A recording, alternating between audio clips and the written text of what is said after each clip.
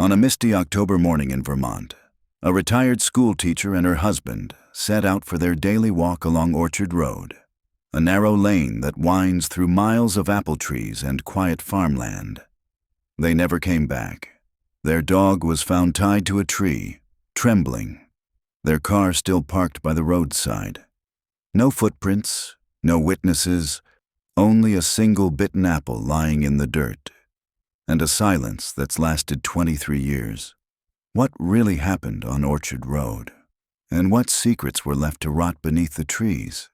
Before we begin, don't forget to hit subscribe for more real cases, haunting mysteries, and the stories that refuse to stay buried.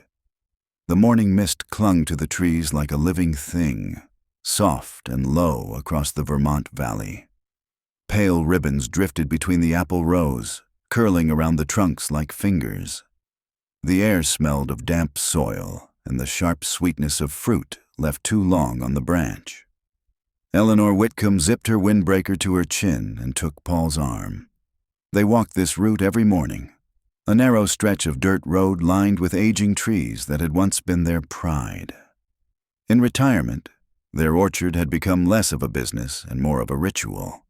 2 miles to the old cider mill, 2 miles back. Always with Daisy trotting a few steps ahead, tail high, leash dragging behind her in the dew. Paul glanced at his watch. "We'll beat the fog to the mill," he said, his breath a small cloud. Eleanor smiled.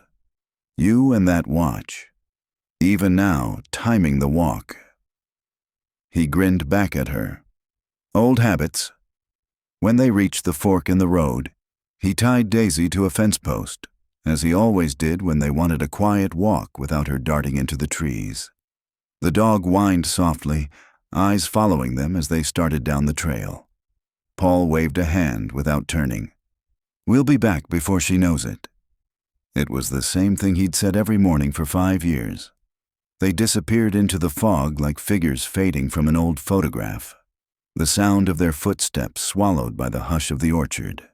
That was the last time anyone saw them alive.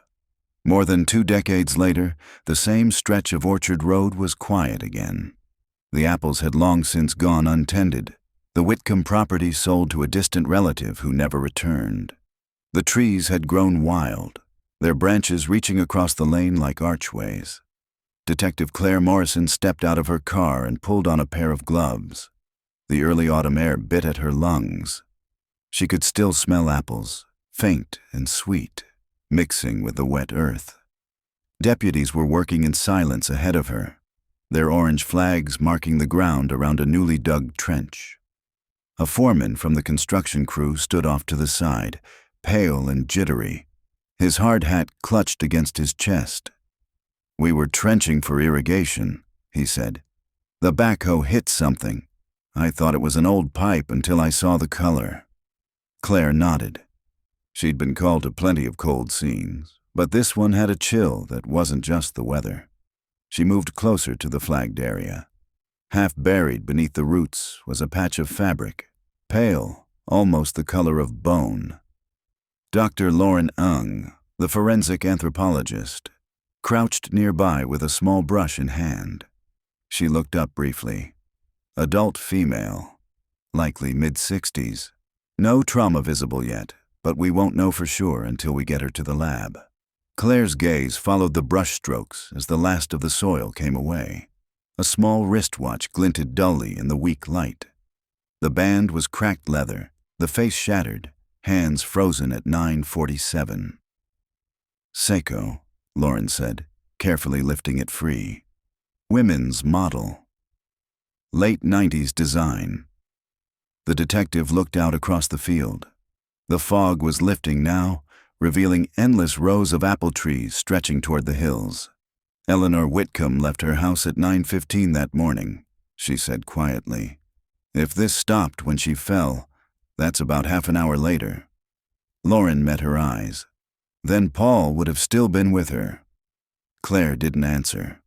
Her mind was already replaying the old reports. The tied dog, the untouched car, the total absence of footprints. She'd studied this case in the academy. The Whitcombs had been the textbook definition of missing without trace. Now, after 23 years, part of that trace had surfaced. The Whitcomb farmhouse still stood half a mile north of the orchard. Its white paint had peeled away in long strips, and the porch swing creaked softly in the wind. Inside, time had stalled. Dust lay thick across framed photos on the mantel. Eleanor and Paul smiled from within their frozen summer, a younger couple standing proud before freshly planted trees. Claire walked through the house slowly, each step stirring motes of dust. The floorboards groaned, the sound echoing like breath in a mausoleum. On the kitchen table, beneath a yellowed newspaper, she found an old checkbook. The last entry was dated October 7th, 1998, one day before the walk. They had paid a farmhand named Howard Tiller for seasonal help. The name appeared twice in the file, but she hadn't noticed it before. A neighbor, maybe? A worker who vanished after. Before she could think further, her phone buzzed. It was Lauren again. DNA confirmation just came through, she said. The remains are Eleanor's. Claire exhaled slowly. And Paul? Nothing yet, but the root growth around the burial site suggests they were separated deliberately. Claire looked through the dusty window toward the dark orchard. Someone wanted her found, she said, and him forgotten. By the following morning, reporters had gathered near the road, cameras trained on the orchard gates. The headline in the Burlington Gazette read, "Remains found near Orchard Road. May solve 1998 disappearance." Speculation ignited instantly. Some thought Paul killed Eleanor and fled. Others whispered about a drifter passing through. A few locals insisted they'd simply run away together. Claire stood behind the police line, watching them through the mist. In her experience, rumors clung longer than facts. What gnawed at her most was the smallest detail. Daisy, the retriever, found tied to the fence post days after the disappearance. Her leash was clean, her coat brushed, her water dish refilled. Someone had come back. Someone who cared enough or guilty enough to tend to the dog. That didn't sound like a stranger's work. It sounded like someone who knew them. Night settled quickly in the hills. Rain tapped against Claire's windshield as she parked along the empty road. The orchard loomed ahead, the trees whispering in the wind. She sat for a long moment before stepping out with her flashlight. Her boots sank slightly into the mud as she crossed the ditch and followed the flagged path to the excavation site. The trench gaped like a wound. The orange markers fluttered weakly in the rain. She crouched near the edge, her light catching something glinting among the roots. She brushed aside the soil and lifted it carefully, a small brass keychain, corroded but intact. The tag was engraved with a single letter, P. On the reverse, faint scratches formed what looked like numbers, 1-1-7. It might have been meaningless, but her instincts told her otherwise. People didn't scratch numbers into metal without reason. Lightning flared above the orchard, and for an instant, the whole landscape lit up like a photograph. The twisted trees, the pale grass, and a dark figure standing several rows away. Unmoving, Claire swung her light toward it. Nothing. Just mist and the restless flutter of leaves. She stayed there for a long time, rain dripping from her hair, until the cold finally drove her back to the car. When she looked at the keychain again under the dome light, the numbers seemed clearer now. 117. Maybe a date, a clue, or a reminder. Whatever it meant, she felt certain of one thing. The orchard was not done giving up its secrets. Back at her rented cottage, she laid the keychain on the table beside the open case files. The photo of Paul and Eleanor stared back at her, their smiles bright, their eyes unaware of what waited for them years down this road. Outside, the wind carried the faint scent of apples through the cracked window. She wrote one word at the top of her notes, orchard. Below it, a second word followed almost of its own accord, buried. And beneath that, In a line that felt more like a whisper than a deduction, she added, "He never left her." The sound of the wind outside deepened to a hollow sigh. Somewhere out in the darkness, the orchard rustled as though it remembered her name. Claire closed the file and stared into the night until the scent of apples turned almost suffocating, and she finally understood why she had always hated it. Because sweetness that lingers too long is just rot that forgot to die. Morning sunlight filtered through the blinds of Claire Morrison's office, cutting the stale air into narrow strips of gold. The place smelled of old coffee and printer ink. She hadn't left the station until after midnight, and the evidence bag containing the brass keychain still sat on her desk like something alive. The engraving, the letter P, the numbers 117, glinted faintly each time light hit it. She sipped coffee gone cold and opened the case file again. The Whitcombs had been a quiet couple. No debts, no enemies, no children. Teachers before retiring, respected in their small community. They owned the orchard outright. No insurance claims, no police record. Just two people who had built a life from the soil and vanished into it. Claire scrolled through the old photographs on her laptop. The farmhouse, the road, the apple rose in early bloom. In every image, the place looked peaceful, ordinary. That was what unsettled her most. The perfect stillness of it all. Her phone vibrated. Detective Harris's name appeared on the caller ID. He'd retired years ago, but Claire had called him last night, asking for a meeting. He answered before the first ring finished. "Morrison," he said, his voice rough with sleep and age. "You're the one reopening my old ghosts?" "I didn't mean to steal your thunder, sir," she said. He chuckled dryly. "You're welcome to it. That case still wakes me sometimes. You found Eleanor, didn't you?" "Confirmed by DNA. No sign of Paul yet." There was a long pause. "He didn't kill her, Detective. Don't let the papers sell you that theory. That man loved his wife more than air. I'm not ruling anything out." "Good," Harris said. "Because if you look hard enough, you'll find that road's got a longer memory than most." Before Claire could ask what he meant, he hung up. She sat for a moment, phone still in hand, feeling the weight of his words. A longer memory than most. What the hell did that mean? She grabbed her keys and jacket. There was only one way to find out.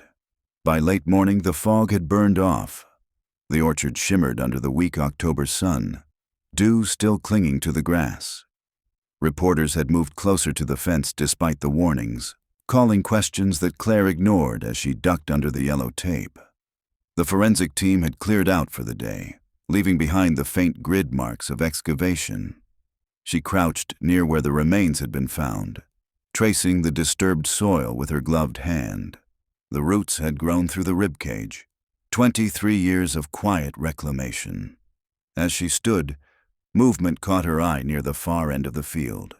An old man in a plaid jacket walking with a cane, watching her from the road.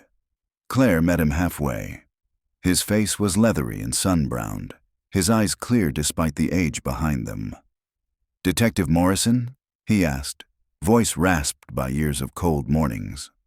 "That's me." He offered a weathered hand. "Name's Howard Tiller. I worked for the Whitcombs the year they disappeared." The name sparked recognition from the checkbook she'd found. She gestured for him to sit on the fence rail. "I was hoping I'd find you," she said. "I have a few questions." Howard's eyes drifted toward the trees.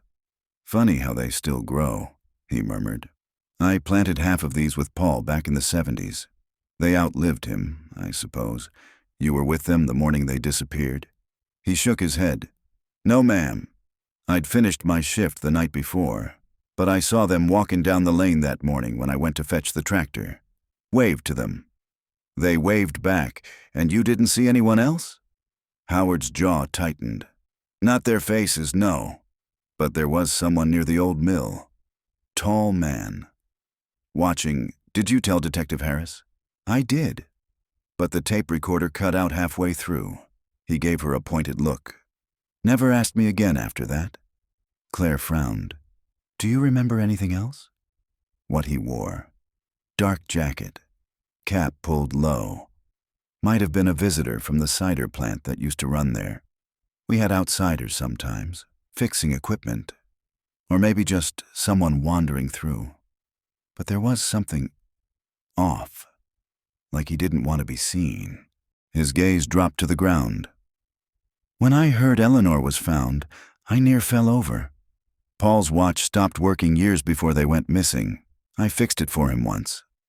9:47 was the time he'd set it to that day. Claire blinked. He set his watch? Howard nodded. He used to check it against the mill clock. Said he liked to be precise. Why 9:47? Because that's when the cider press kicked on. Every morning, like clockwork. She looked down the road where the ruins of the old mill were hidden behind a wall of overgrown brush. It's still standing.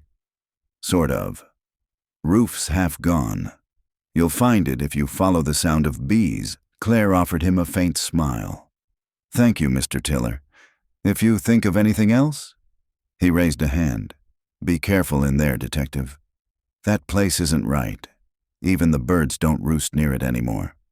The walk to the mill took her through the back rows of the orchard, where the trees grew closer together and the air carried a damp, fermenting smell. Bees droned somewhere unseen, drawn by the sugar of rotting fruit. The building emerged slowly through the thicket. A squat wooden structure slouched against its own foundation. The roof sagged, shingles scattered like scales across the ground. Rusted machinery jutted from the shadows, slick with moss. Inside, the air was thick and cold. Sunlight filtered through holes in the walls, illuminating floating dust and the faint gleam of metal. The old press still stood in the center, its wooden drum split open like a rib cage. Claire moved carefully, her boots crunching on broken glass. She found remnants of old tools, a lantern, and a stack of rotted crates. Near one corner, something caught her eye. A faded photograph half buried beneath leaves. She lifted it gently. The image was nearly gone, but she could still make out three figures. Paul and Eleanor, smiling, and another man standing slightly apart. His face had been overexposed by light, a blur of white. Behind them was the very cider mill where she stood. Claire turned the photo over. In faint handwriting, someone had scrawled, October 8th, 1998. Last batch. She slipped it into an evidence envelope and stepped outside. The sky was turning a bruised color, clouds thickening. She walked back toward her car, pausing once to glance over her shoulder.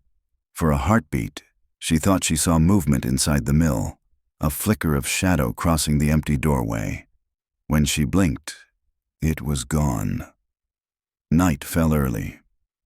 Claire sat in the diner on Main Street, her plate untouched.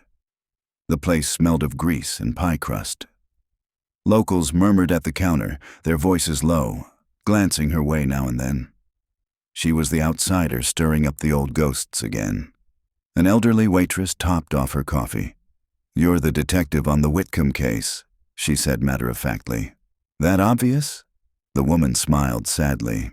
Everyone knows that story. My husband helped with the first search. We covered every inch of those fields, not a trace. Did he ever mention seeing anyone strange around that time? The waitress hesitated, eyes flicking toward the window. There was talk. A drifter. Stayed in the grain shed behind the mill for a few nights. Sheriff said he left town before the couple went missing, but she trailed off, shaking her head. People hear things in those woods. Crying sometimes. Or music, like an old radio. Music? Faint. Tinny. Like it's coming through water. She refilled the sugar jar, lowering her voice. My mother used to say the orchard remembers. Whatever happens under those trees never really leaves. Claire forced a small smile. That's quite a legend. Legends grow where answers don't. Outside, rain began to fall again, tapping against the glass like impatient fingers. Back at her cottage, Claire spread the photo, the keychain, and her notes across the table. The pattern was beginning to form. Eleanor found near the orchard's edge, Paul still missing, a keychain engraved with P and the numbers 117, a photograph with an erased face. She searched the police database for property parcels near Orchard Road. Lot 117 belonged to the Whitcombs until 1999, when it was sold at auction to a name she didn't recognize, Edward Lang. A quick background check showed Lang as a regional contractor specializing in agricultural machinery. He'd worked on mills across Vermont in the late 90s, the same years the Whitcombs vanished. Claire leaned back, the hum of her desk lamp the only sound.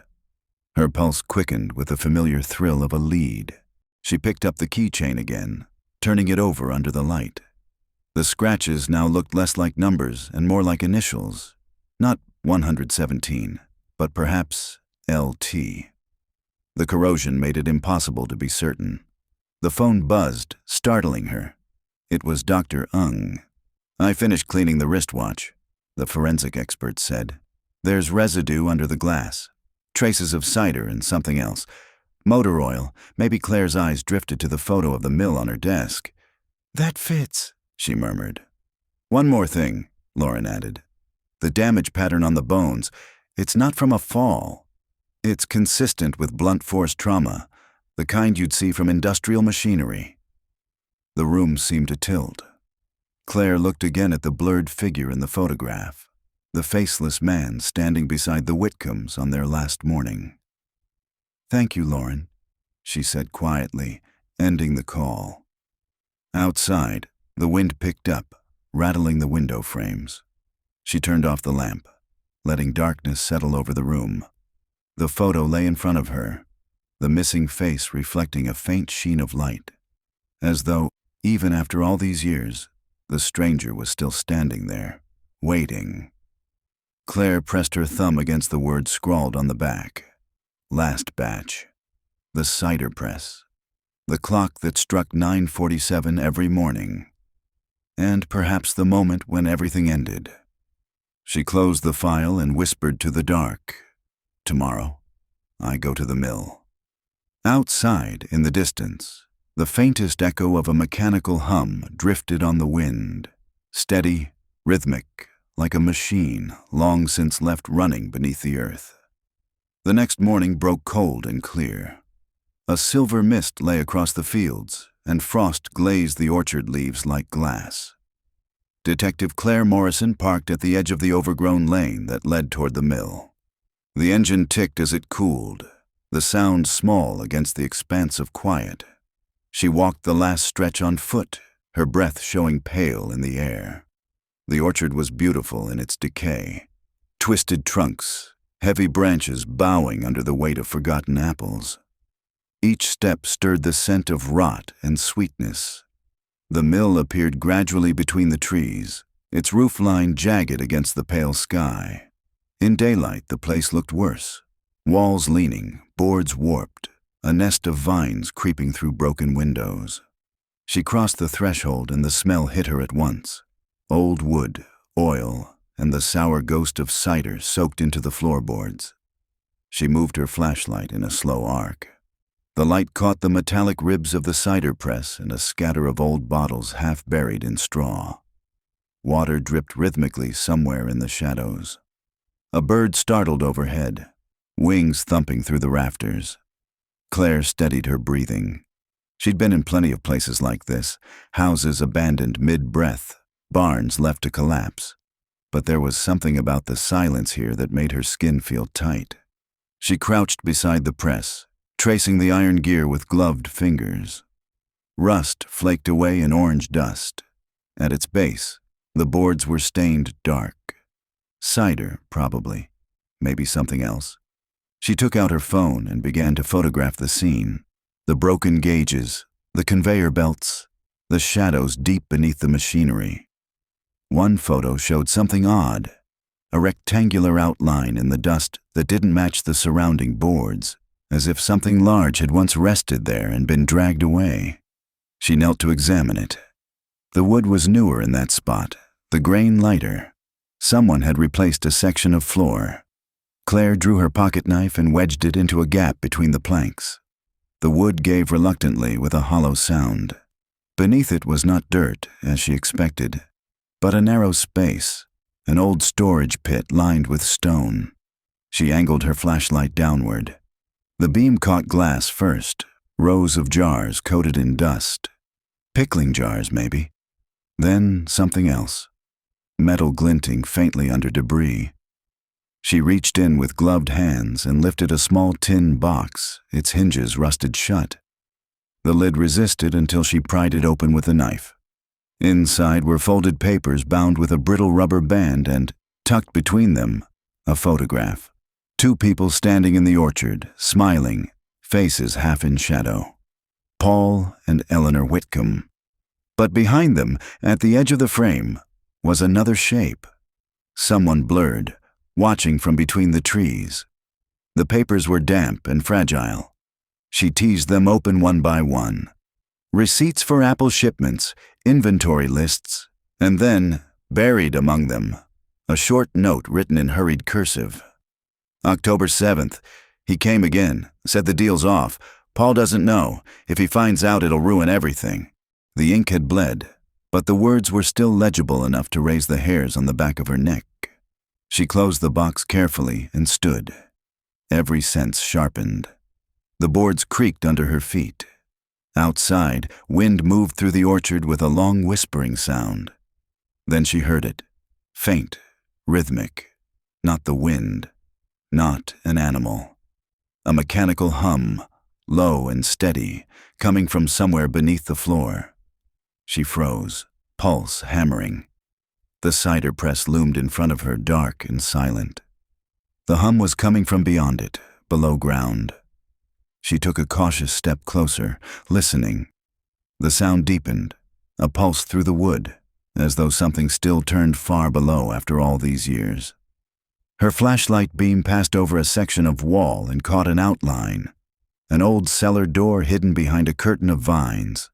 The metal latch was thick with rust, but when she pulled it, it shifted with a groan. Cold air rushed out, carrying the sour tang of cider and earth. Stairs descended into darkness. Claire hesitated only a moment before switching her flashlight to full beam and starting down. She counted 12 steps before her boots touched stone. The cellar was larger than she expected, running the full length of the mill. Wooden casks leaned against the walls, their sides cracked. A single work table stood near the center, tools scattered across it. On the far side, a door of heavy oak sat half open, a chain hanging loosely from its latch. Her light swept across the floor, dark stains spreading outward from the threshold. Her phone signal was gone. She pulled out her camera and began filming as she moved closer, narrating quietly for the record. Substructure appears to have been modified. Evidence of recent disturbance, possibly animal activity. Her voice sounded thin in the damp air. The door creaked wider as she touched it. Inside, the space narrowed to a small chamber with stone walls. It smelled of oil and rot. Against the far wall sat an old wooden chair. On it rested a folded coat. Men's, brown wool, matted with dust. She leaned closer. The initials stitched inside the collar were faint, but unmistakable. P.W. Paul Whitcomb. Her heart pounded so hard it blurred her vision for a moment. Something moved behind her, soft, almost inaudible. She turned sharply, flashlight sweeping the walls. Only shadows. Settling dust. The hum had stopped. Claire backed out slowly, careful not to disturb the space further. She climbed the stairs 2 at a time, emerging into a wash of pale light.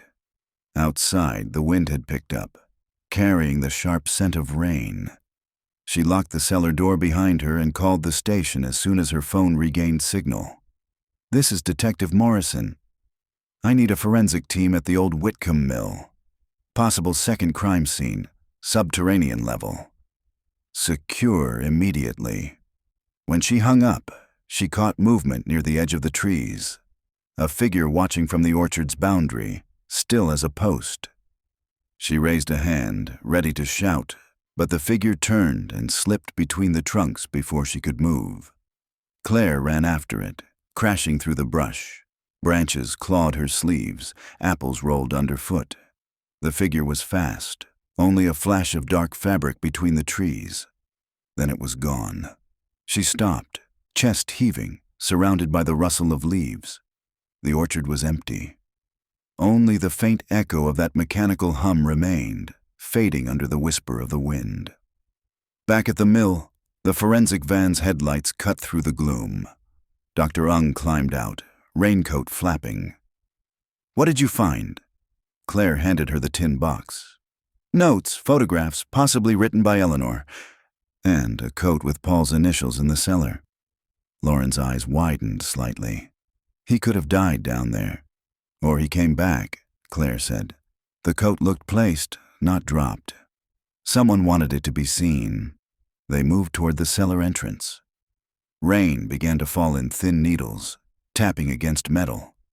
The door creaked open under Lauren's hand, the smell of wet stone rising to meet them. The light from their flashlights cut through the darkness below. The chair was still there, but the coat was gone. A slow chill rippled through Claire's chest. "We have a problem," she said softly. Lauren's beam flickered over the floor. The dark stains had spread, glistening now with moisture. Water, maybe. But the smell was sharp, metallic. Then they both heard it again. The hum. Faint, rhythmic, deeper this time, coming from under the chamber floor. The forensic team exchanged uneasy glances. Claire took a breath, steadying her voice. "Get the ground-penetrating radar down here. I want to know what's under that room." Lauren nodded, already calling for the equipment. As the team began setting up lights, Claire turned once more toward the orchard beyond the doorway. Rain blurred the view into streaks of gray, but she thought she saw a movement far down the lane. Someone walking away with the slow, steady gait of a man who knew exactly where he was going. By dawn the next morning, the orchard was a fog-drenched ruin of silhouettes and silver frost. The air was sharp with the smell of wet bark and iron. Search vans lined the edge of Orchard Road, their generators humming as floodlights cast long, cold cones across the field. Detective Claire Morrison stood by the cellar entrance, her hands deep in her coat pockets, watching Dr. Ung's forensic team assemble the radar rig. The machine emitted soft pulses, sending sound into the earth that came back as ghostly echoes on the laptop screen. Lauren crouched beside the monitor, her expression tightening. "There's definitely a cavity down there," she said. "Maybe 10 feet beneath the surface. Rectangular.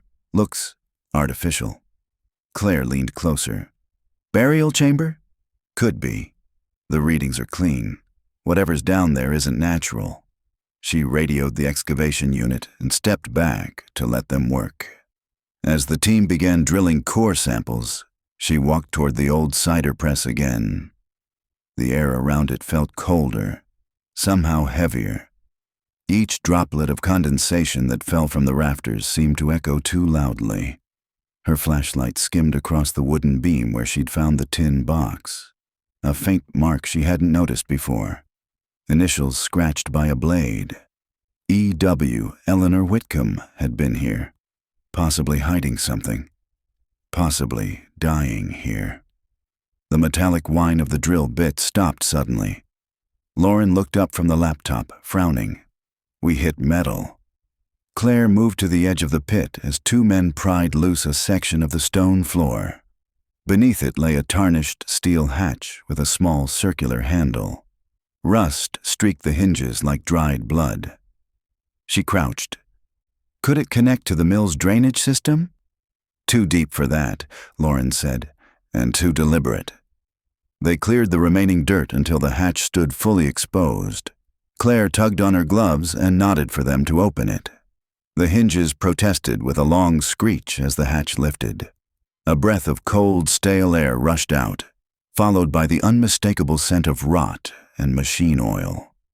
Flashlights flickered over the space below, a narrow shaft descending into darkness. A ladder of corroded iron led down into it. Claire clipped her light to her vest and started down. Each rung was slick beneath her gloves. The air grew colder the lower she went until she reached a small landing. The flashlight's beam revealed a corridor lined with metal panels, pipes snaking along the ceiling. It looked more like an industrial bunker than anything built for farming. She called up to the team. "I'm in."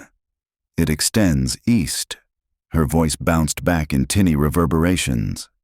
The passage turned after several meters, ending in a heavy door, half-hinged off its frame. She nudged it open with her shoulder. Inside, the space widened into a chamber filled with old machinery, pumps, vats, and hoses. The smell of cider had turned sour, fermented into something sickly sweet. In the center stood another chair, this one metal, bolted to the floor. Around it lay chains, a rusted wrench, and a small recording device, its casing coated in grime. She picked it up carefully. A magnetic tape still sat inside. "Lauren," she called. "Bag and tag this. We've got something." When Lauren reached the bottom, her face was pale. "What the hell was this place?" "Some kind of maintenance level," Claire said quietly. "Or something worse." Lauren's eyes moved to the chains, then to the dark stains that haloed the chair legs. "We'll need to test those." Claire nodded, but her attention had shifted to the far wall. Someone had scratched words into the metal panel, faint but legible. 9:47. Always on time. She felt the air leave her lungs. "Get the generator lights down here," she said. "We're going to document everything." As the team moved to comply, the faint hum returned, low, pulsing through the metal under their feet. "Power's cut, right?" she asked. Lauren checked the equipment. "Yes, that sound isn't us." The hum grew stronger, like machinery awakening after years of silence. Somewhere deeper within the network of pipes, something began to turn. "Kill the lights," Claire ordered. The chamber fell into darkness, but the hum remained. And with it came another sound, steady dripping, then the slow, rhythmic clank of metal against stone. They listened, frozen. Then the sound stopped as abruptly as it had started. Lauren whispered, "There's someone else down here." Claire's flashlight snapped back on, cutting a narrow path through the dark. Everyone out. Now they climbed fast, the noise of boots and gear echoing up the shaft.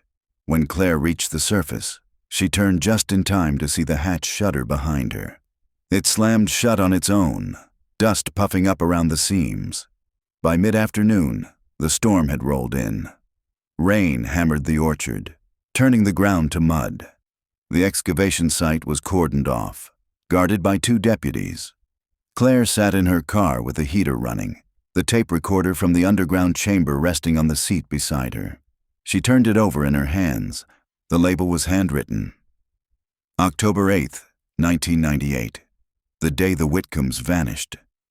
She slid it into the station's old cassette player and pressed play. Static hissed for several seconds, then a man's voice broke through, muffled and close to the microphone. "Test run complete. System holds pressure. 9:47 on the dot."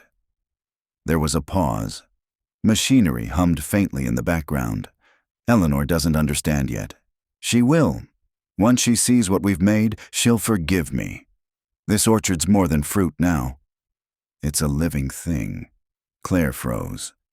The voice was calm, deliberate, male. "She said it's dangerous, that it should be shut down, but she doesn't see. The cycle must continue." The tape clicked off suddenly, as though cut short. Lauren entered the car, shaking rain from her hair. "The hatch won't open again," she said. "We tried the generator, hydraulic jacks, everything. It's sealed from the inside." Claire didn't respond. She replayed the last words on the tape. "The cycle must continue." Lauren frowned. "Who is that?" She exhaled. "It's Paul Whitcomb." Rain drummed harder on the windshield, drowning out everything else. By evening, the storm had passed, leaving a washed-out sky streaked with gold. Claire walked the length of the orchard, her flashlight sweeping over the rows. Water pooled between the roots. The air buzzed with insects. She reached the far fence where she'd seen the figure the night before. Mud showed fresh footprints leading into the trees. Not hers. Larger. Heavier. They led toward the old orchard house that had belonged to the Whitcombs. A small, weather-beaten structure that leaned into its own shadow. The front door hung crooked on its hinges.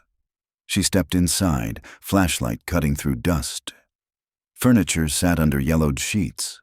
A family photograph hung crooked on the wall. The Whitcombs again, smiling. Only now, someone had drawn a dark ring around Paul's face in heavy pencil. In the kitchen, she found jars of apple preserves lined neatly on a shelf, each labeled with a date. The last one read, October 8th, 1998. The contents had turned black. Claire's phone buzzed with a message from Lauren. "We got a match. The residue on Eleanor's bones. Same metal composition as machinery from the underground chamber." She lowered the phone slowly, eyes drifting to the photograph again. Paul's face, circled in darkness, seemed to stare back at her through time. A faint ticking sound came from somewhere deeper in the house. She followed it to a small back room. On a table sat a pocket watch, cracked but still moving. The hands pointed to 9:47. The pocket watch ticked in the empty room, steady and unnervingly bright in the hush of the old farmhouse. Claire stood over the table, her breath shallow. The air smelled faintly of oil and mold, as if the walls themselves exhaled the past. She touched the cracked glass. The second hand trembled, holding at 9:47 before jumping forward again. Impossible. The gears should have seized decades ago. A soft creak came from the hallway. She turned, light slicing the dark. Nothing moved except a curtain shifting in the draft from a broken window. The orchard outside glowed silver under a thin moon, the branches brushing against the panes with the whisper of fingertips. She slipped the watch into an evidence bag and scanned the rest of the room. Papers littered the floor. Maintenance schedules, equipment diagrams, hand-drawn maps of underground piping. Each one was marked with the same set of initials in the corner, E.L. Edward Lang. The name she'd found in the property records. The contractor. She photographed every sheet, then crouched to examine a page half buried beneath a fallen chair. It was a letter, yellowed and brittle. "Mr. Whitcomb, the pressure levels you requested are not safe for biological containment. I will not proceed without your confirmation in writing.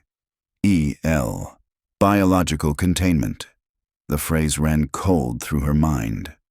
Outside, thunder muttered far off, rolling down the valley. She looked again at the walls. Wiring, pipes, gauges patched through the plaster. The Whitcombs had lived above a network that shouldn't have existed on any farm. Her phone vibrated, breaking the spell. "Claire, it's Lauren," came the voice, faint under static. "We recovered partial prints from the hatch handle. 2 sets. One matches Paul Whitcomb, the other, let me guess, Edward Lang." "Exactly. But Lang died in 2003. Car accident, upstate." Claire stared at the dark hallway. "Then someone else has been using his name." The line crackled out. She pocketed the phone and headed for the door, rain beginning to pepper the roof. As she stepped onto the porch, she saw the orchard lights flicker. One by one, the flood lamps at the excavation site blinked out, plunging the trees into darkness. Her car sat half a mile away. Between her and it, the rows stretched endless and black. She drew her flashlight and started down the path. Halfway through the orchard, the beam caught something ahead. A figure standing beside a tree, shoulders rigid, hands at his sides. "Sheriff's office," she called. "Don't move." The figure didn't. She took another step. The light touched his face, and for an instant she saw Paul Whitcomb, older, gaunt, eyes hollow with years. Then the beam faltered, blinding white, and when it steadied again, he was gone. Claire's heart hammered so hard she could hear the pulse in her ears. The orchard swallowed all sound except for the wind sighing through the branches. She swung the flashlight in a wide arc, only endless trees, rain dripping from their limbs. She called out again, lower this time. "Paul?" Nothing. Her shoes sank in the wet ground as she moved forward. She found impressions in the mud, faint and spaced wide apart, footprints leading toward the excavation site. The rain blurred their edges, but they were fresh enough to glisten. She followed, her beam bobbing across the trunks. The pit ahead glowed dimly under one remaining work light. The hatch to the cellar yawned open. It shouldn't have been open. She stopped at the edge, breath fogging. The ladder descended into darkness, the hum faint but unmistakable again, like a distant heartbeat. Claire radioed the deputy station nearby. Static hissed back at her. The signal was gone. She gripped the ladder and began to climb down. The air grew thick as she descended, the hum deepening until it filled her bones. Her light swept the chamber. The metal chair, the chains, the pipes glistening with condensation. Everything was as before, except now the far wall shimmered with moisture, and the words 9:47, always on time, looked newly scratched, edges bright. She swallowed. Who's down here? The hum rose in pitch. Somewhere within the maze of pipes, a valve turned on its own, spraying a thin mist that smelled of apples and rust. A voice came from the shadows, hoarse, measured, almost calm. "You shouldn't have opened it." Claire pivoted, flashlight shaking slightly. The man stood by the door to the adjoining corridor, his face half lost in shadow. The light caught the outline of a coat, brown wool, matted with dust. "Paul Whitcomb," she whispered. He blinked slowly, eyes reflecting the beam. She wasn't supposed to be part of it. "Eleanor?" He nodded once. The orchard needed balance. Always takes what it gives. His voice had the cadence of someone reciting an old rule, rather than explaining it. Claire stepped closer. "What did you build down here?" "Not me." Lang. His gaze drifted upward, toward the ceiling. "Said the trees could be sustained through fermentation cycles. Energy reclaimed from decay. Living systems feeding themselves." He smiled faintly. "She called it unnatural. You killed her." His expression didn't change. "I tried to stop the process, but once it starts..." He gestured toward the pipes, the casks. "It feeds itself." The hum climbed again, almost a vibration now. A low tremor shuddered through the floor. Claire backed toward the ladder. "You're coming with me." Paul shook his head. "It's too late." 9:47. He looked at his wrist. No watch there, but he seemed to see one. It always begins again. Before she could answer, the lights flickered, and every gauge on the wall burst into motion. Red needles swung, valves hissed, and a surge of warm, cider-scented vapor filled the air. The machinery that should have been dead for decades was waking up. "Paul!" she shouted over the rising noise. "Get out of there!" He only smiled, eyes glinting in the strobe of failing lights. "It's already taken root." Then the floor beneath him split open with a metallic crack. Steam and darkness swallowed him. Claire lunged forward, coughing through the vapor. The noise stopped as abruptly as it had begun. When the mist cleared, the chamber was empty. The hole gaped where he'd stood, a chute descending into black water. She stared down until her reflection wavered in the liquid surface. For a heartbeat, it wasn't her own face staring back. She stumbled into daylight minutes later, soaked and shaking. The hatch lay behind her, silent. Deputies came running at her shout. "Get this place sealed," she ordered. "No one goes down there until we know what's under it." As they scrambled to obey, she looked back at the orchard. The wind had died completely. The branches were motionless, the apples hanging heavy, perfect, glistening like drops of blood. Her phone buzzed. Lauren again. "Claire, You need to hear this." We ran the voice sample from the tape through enhancement. Its two voices overlapped, Paul's and another male, matching Edward Lang. He said Lang was dead. "That's the thing," Lauren said. "Lang's body was cremated. The death certificate's real, but the remains weren't verified. We don't know who burned in that car." Claire stared toward the trees. The air seemed to hum faintly, almost below hearing. "I think Lang never left the orchard," she said. The rain stopped sometime before dawn. A low mist hung over the orchard, pale and slow-moving, like breath on the glass. Floodlights hummed along the edge of the excavation pit, their beams paling against the morning. Detective Claire Morrison stood beside the perimeter tape, arms crossed against the cold. The air smelled metallic, the sweetness of apples drowned beneath the odor of wet earth.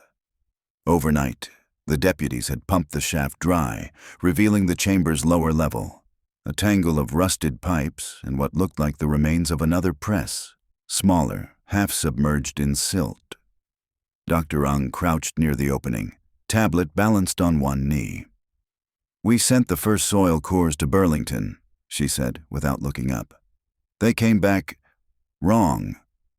Too much iron, high organic residue.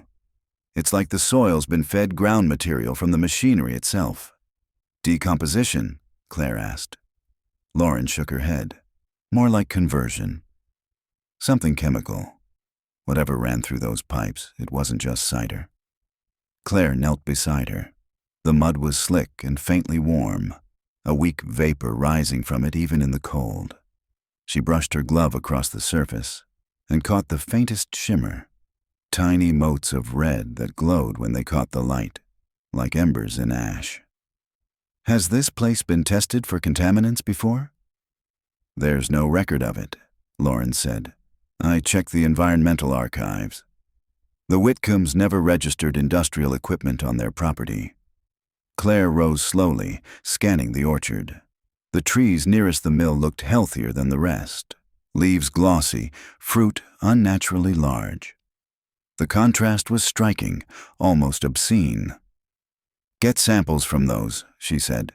"If Lang was running something biological, it may have affected the crop." A deputy approached, raincoat flapping. "Detective? You should see this." He held out a small evidence bag. Inside lay a piece of fabric, dark wool, ripped, the initials EL stitched into the hem. Lauren's eyes widened. "Lang." Claire nodded, jaw tight. "Where?" "Half a mile east, near the drainage ditch. Looked like something washed up overnight." She took the bag and stared at the cloth. The edges were burnt, stiff with residue that smelled faintly of oil. If Lang had died elsewhere, something had dragged part of him back here. She looked again toward the orchard's edge, where the fog thickened into a white wall. Beyond it, shapes moved. Workers, she told herself, though none of her team had ventured that far yet. She raised a hand to signal a deputy, but when she looked again, the shapes were gone. Only the whisper of the wind remained, brushing through the trees with a sound like slow applause. Claire pushed deeper into the orchard, the mist curling around her legs like smoke. Dew soaked through her pant cuffs, and the ground made a quiet, sucking sound with each step. Every tree seemed to lean inward, as if listening. She stopped near one whose trunk bulged unnaturally. The bark had split in a long seam, revealing wood that glistened with a dark sap the color of old blood. She touched it with a gloved finger. It was sticky and faintly warm. A crow croaked above her, startling her into motion. She exhaled, steadying herself, then marked the tree with bright tape for sampling. Lauren's voice crackled in her earpiece.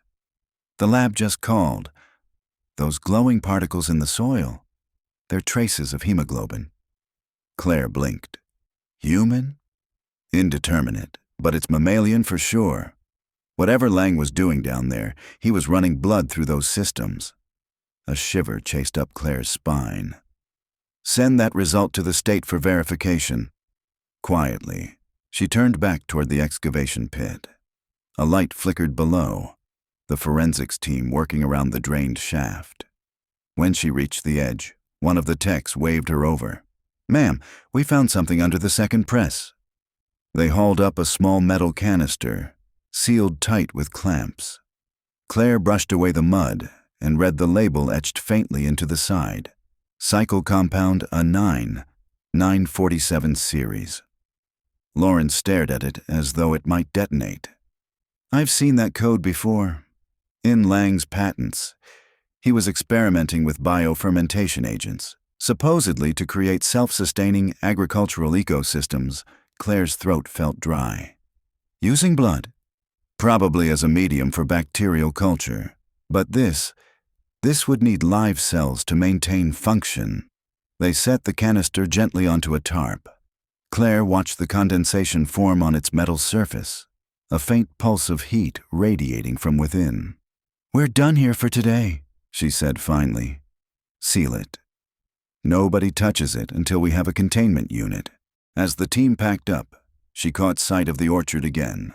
The fog was lifting, revealing the far hill where the oldest trees stood in neat, even rows. Sunlight spilled across them like liquid metal. For a moment, the leaves shimmered, not with moisture, but as though light was moving inside them. She blinked and the vision broke apart into ordinary color. Still, her heart thudded with the sense that something had just breathed in response to her gaze. When she returned to her car, the clock on the dash read 9:46. The second hand ticked once, then froze. She stared at it until the digits flipped to 9:47 and the engine coughed on its own, dashboard lights flaring to life though the key wasn't in the ignition. The radio hissed, then steadied into a voice. "Claire!"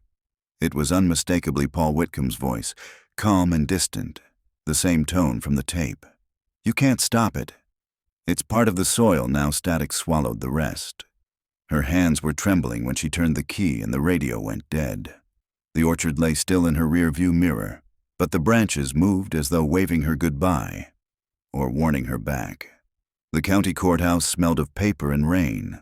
Files stacked along the corridor walls sagged from decades of damp air. Detective Claire Morrison signed the logbook and slipped into the records room, a narrow space lined with metal cabinets that hummed faintly beneath the fluorescent lights.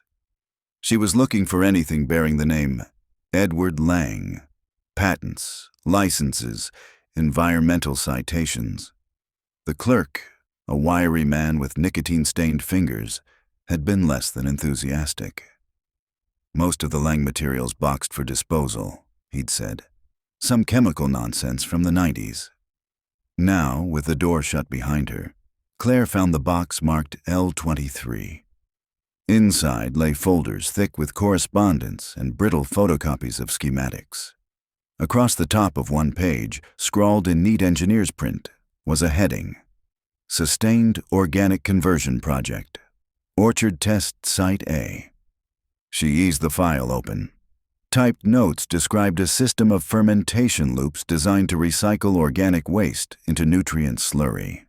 But in the margins, someone, Lang, she guessed, had written additional comments in blue ink.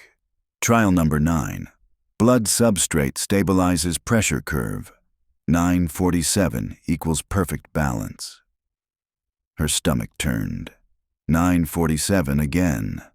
She flipped through photographs attached with rusted staples.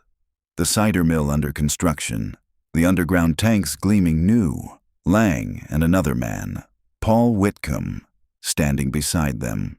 Both were smiling.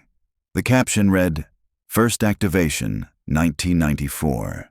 So the mill hadn't been a renovation. It had been built for the experiment. A faint buzz filled her ears. The hum of the ceiling light, or maybe memory. She closed the folder and took the rest of the box. On the drive back to the station, the clouds pressed low, the orchards blurring past in streaks of silver and green. By the time she reached her office, the day had slid toward evening. The box sat on the passenger seat like a passenger that breathed. She carried it inside, spreading the contents across her desk. Among the papers, she found a bound notebook labeled simply Cycle 9. Inside, entries alternated between Lang's precise notes and a second hand. Paul's rougher scrawl. Lang, containment holding, press output steady, orchard vitals, improved. Paul, smell stronger today. E worried about runoff. Lang, 9:47, synchronization perfect. Paul, heard voices in the chamber when pressure rose. Maybe air shift? Claire traced the lines with her finger, feeling the tension build between the entries. Lang sounded clinical, detached. Paul, increasingly fearful. The final page was torn halfway through, but one sentence remained. If she finds out what's under lot 117, she'll never forgive me. Lot 117. The same number on the brass keychain. She grabbed her map of the property from the evidence board. Lot 117 lay beyond the orchard's eastern boundary, an area now covered by forest marked private, Lang Holdings LLC. Her phone buzzed with a text from Lauren. Lab finished isotope dating on the blood soil. Origin varies. Some samples decades older than the others. Claire stared at the message until it blurred. Decades older meant the soil had been absorbing blood long before the Whitcombs. The drive to the eastern boundary took her along a road barely wide enough for the car. The forest closed in overhead, branches clattering against the roof. Beyond the last row of cultivated apple trees, the land rose steeply, choked with undergrowth. The old Lang property marker, a leaning post painted white, stood half buried in weeds. Claire parked and continued on foot. The air felt different here, stiller, the usual hum of insects muted. The ground underfoot had a spongy give, as though the soil hid empty space beneath. She followed a line of rusted fence posts until the brush opened into a clearing. At the center stood a small outbuilding, little more than a shed with a corrugated roof. It looked newer than everything else on the property, untouched by weather, its padlock gleaming. A faded sign above the door read, "A 9 storage." Her phone signal dropped to 0. She tried the padlock. It clicked open easily, as if someone had left it that way. Inside, the air was cool and dry. Rows of metal drums filled the narrow space, each stamped with the same serial as the canister found under the mill. Cycle compound a 9. Most were empty, lids ajar, but a few at the back were sealed and faintly warm to the touch. On a workbench, she found more notebooks, the covers smeared with dust.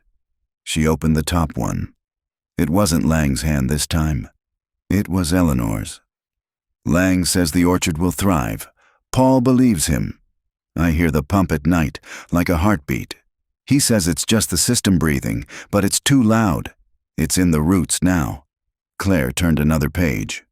October 7th. He came again. Not Lang, someone else. Watched from the trees.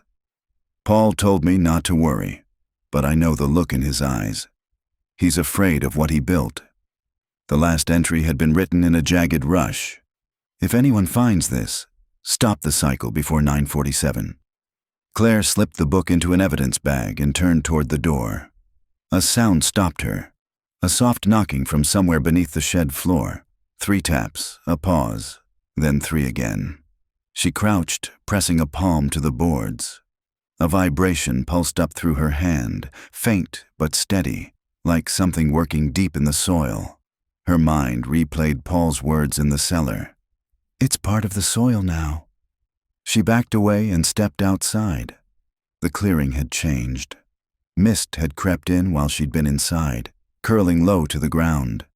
The apple trees at the edge of the clearing shuddered in unison, leaves whispering. Claire moved quickly down the path, the fog swallowing her footsteps. When she reached her car, the windshield was already filmed with condensation. She wiped it clear and froze. Across the glass, written in a finger's smear, were the words, "Stop the cycle." She looked up, scanning the trees. Nothing but fog. She started the engine and didn't look back. By the time Claire returned to town, night had thickened into a steady drizzle. Streetlights smeared yellow across her windshield as she parked behind the precinct. Her hands shook as she carried the evidence bag inside. Lauren was waiting in the bullpen, her face pale under the fluorescence. "You look like you've seen a ghost," Lauren said. "Close enough," Claire replied, setting the notebook on her desk. Eleanor kept records. She knew what Lang and Paul were doing. She was afraid of it. Lauren flipped open the bag, reading the last entry aloud. "Stop the cycle before 9:47. She looked up, puzzled. "That time again." "It's everywhere," Claire nodded. "Whatever happened down there, it wasn't just mechanical. It's rhythmic, timed, maybe even biological. The mill, the soil, the orchard, it all responds at 9:47. Lauren frowned. "You think the pump system's still active?" "I heard it," Claire said quietly. "Under the shed at Lang's lot. There's something still moving." Lauren leaned back, her mind clearly racing. If Lang's experiment was self-sustaining, and if it used organic material, it could have evolved. Adapted. Claire didn't answer. The thought had already occurred to her, and she hated how plausible it felt. "Run a topographical scan of that sector," she said instead. "I want to know what's beneath that shed." Cavities, tunnels, tanks, anything. Lauren nodded and hurried off toward the tech lab. Hours later, the station had gone quiet. Rain tapped against the windows. Claire sat alone, reviewing photographs from the day's search. The canisters, the orchard, Eleanor's notebook. Her gaze lingered on a shot of the orchard taken at dusk. At first it looked ordinary, rows of dark trees fading into mist. But then she noticed a faint glow between the trunks. A single pinpoint of light, like an eye reflecting the camera flash. She zoomed in. The light was perfectly round, hovering above the ground. No reflection source visible. The phone rang, startling her. It was Lauren, her voice taut. "Claire, you need to see this. The ground-penetrating radar shows a massive chamber under Lang's lot. 40 feet wide, 15 deep. It's not natural." Claire straightened. "A tank. Bigger than a tank. And get this. The heat map shows intermittent activity. Like it's pulsing." "Pulsing?" Claire repeated. "Yeah, every 90 minutes. The last spike hit. Wait." Lauren's voice faltered as she checked the timestamp. "The last one was exactly at 9:47 p.m. Claire's skin prickled. "Send me the data and lock that server. No cloud uploads, no external drives." She ended the call and turned toward the window. The rain had stopped. Outside, far beyond the parking lot, the faint outline of the orchard hill was visible even in the dark. As she watched, a brief shimmer of light flickered across it, like a heartbeat traveling through the soil. The office clock ticked past midnight. The next morning she returned to the orchard. Fog clung low to the fields again. A sense of weight pressed down on the air, as though the earth itself were holding its breath. She parked by the orchard's entrance and stepped out. No wind, no bird song, only the sound of distant water trickling underground. She checked her watch. 9:46. For a moment she thought she heard voices, soft, indistinct, rising from the soil. Then, as the minute hand clicked forward to 9:47, the ground beneath her boots gave a subtle thud, like something enormous turning over in sleep. The air warmed briefly, carrying with it a metallic tang, sharp and sweet, the smell of apples and blood. Claire closed her eyes. "We're not done," she whispered, "not even close." She turned and walked back toward her car, the orchard behind her exhaling mist into the morning light. Morning fog drifted low over the orchard hills, dulling every sound. Excavation crews had arrived before dawn, setting up perimeter lights and drilling rigs on lot 117. Claire watched from the hood of her car, coffee cooling in her hand, as the first machines sank their probes into the soil. The air smelled faintly of iron and bruised fruit. Lauren stood beside her, tablet in hand.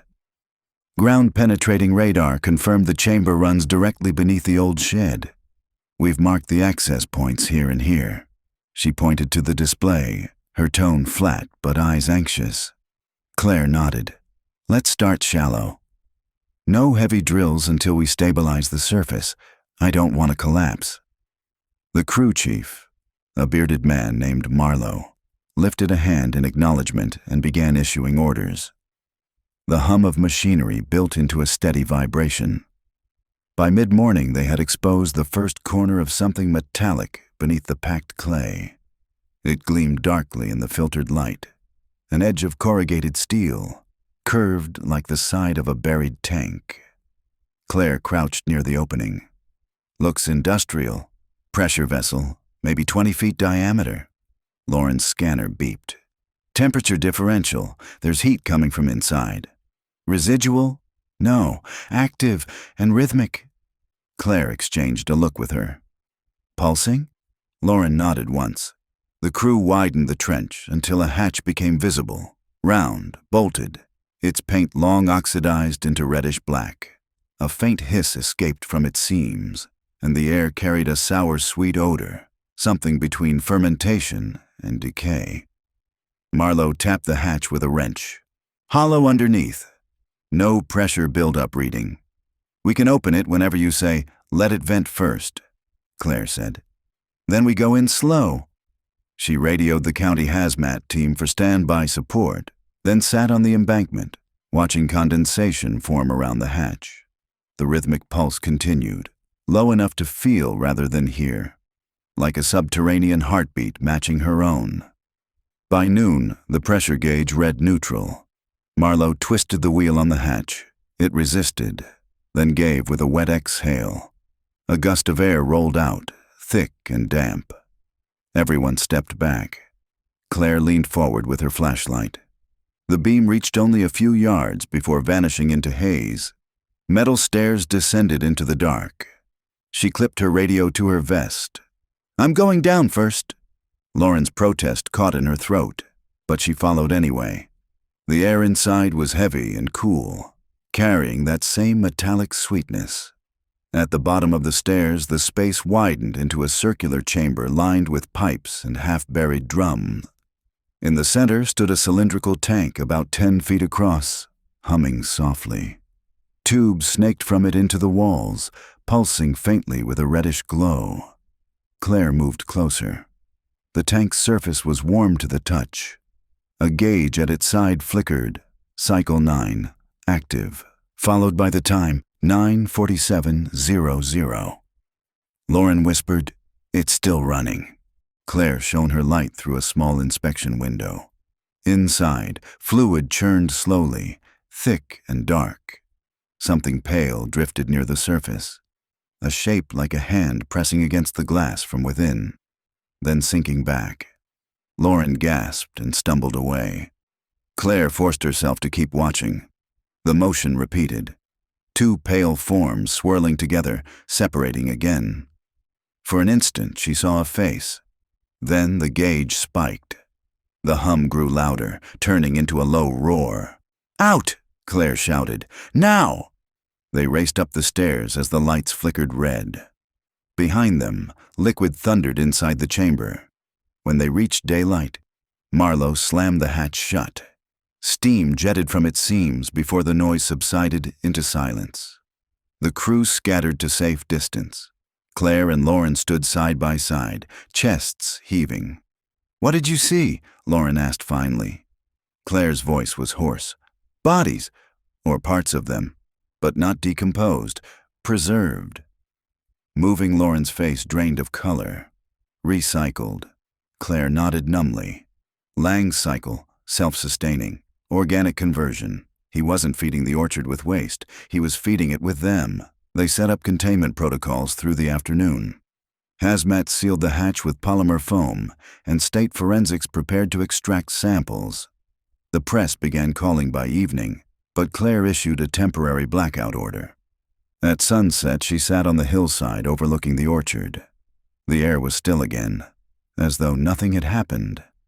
Lauren joined her, holding a thermal scanner. Look, she said.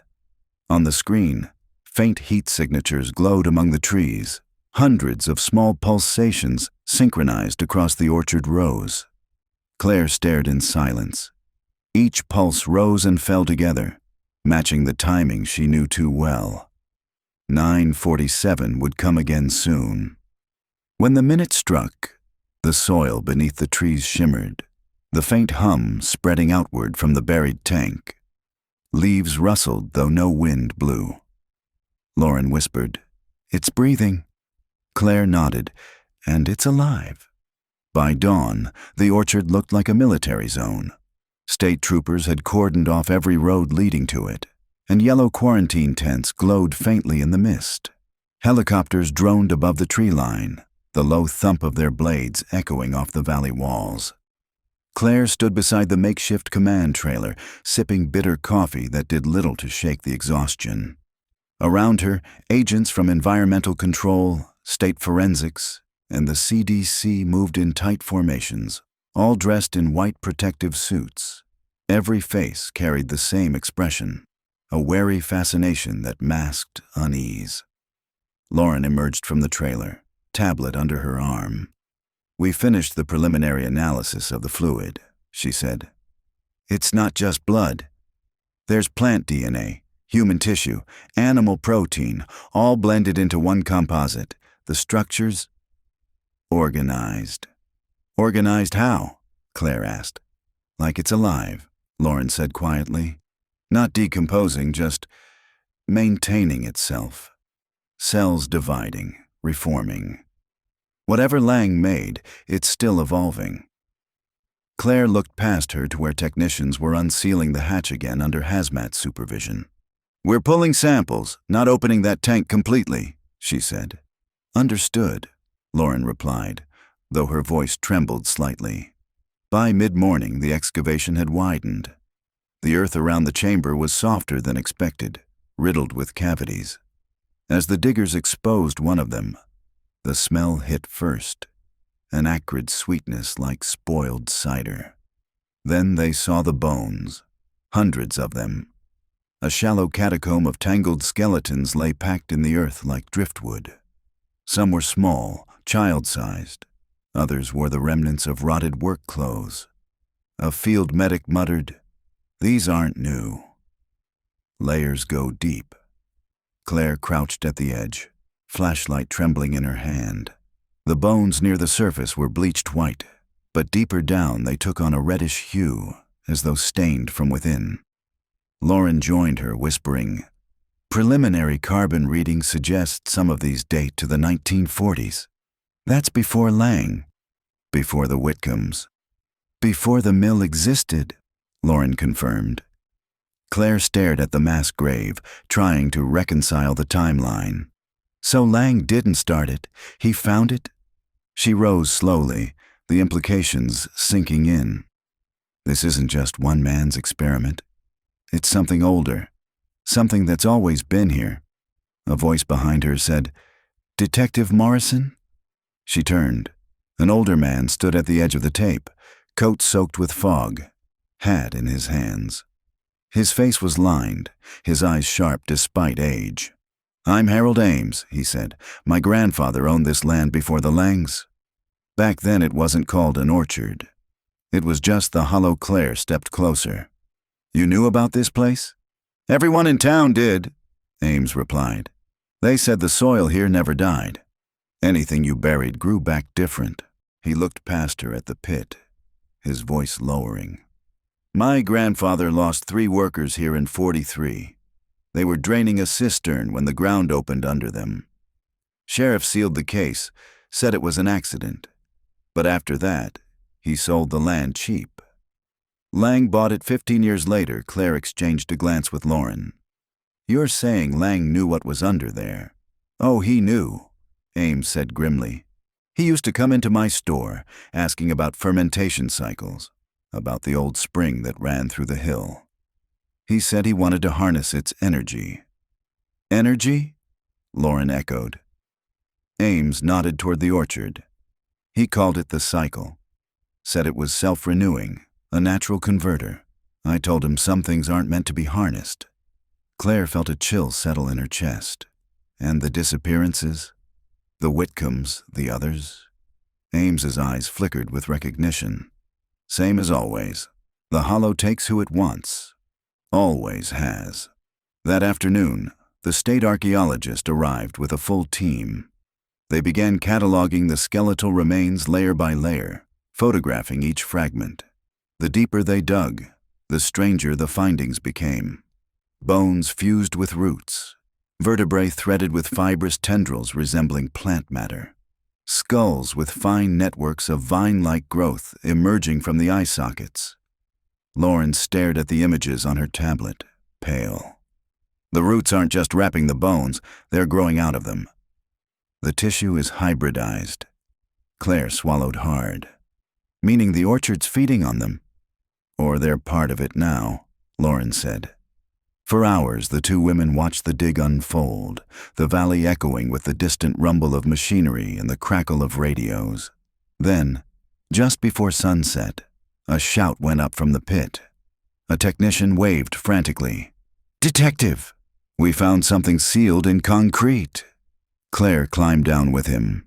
Embedded in the earth was a rectangular block about 6 feet long, smooth and intact. Someone had carved a word into the cement before it dried. Redemption.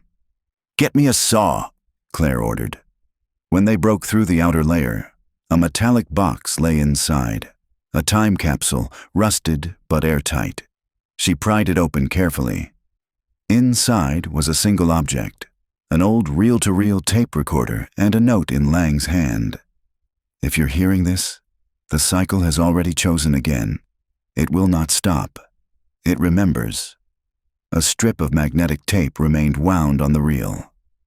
Lauren whispered, "You think it'll still play?" Claire looked toward the orchard, its branches dark against the reddening sky. "We'll find out." That night, in the command trailer, she threaded the tape onto a refurbished player. Static hissed, then a voice. Lang's, calm but strained. "To whoever discovers this, the orchard is not creation, it's reclamation.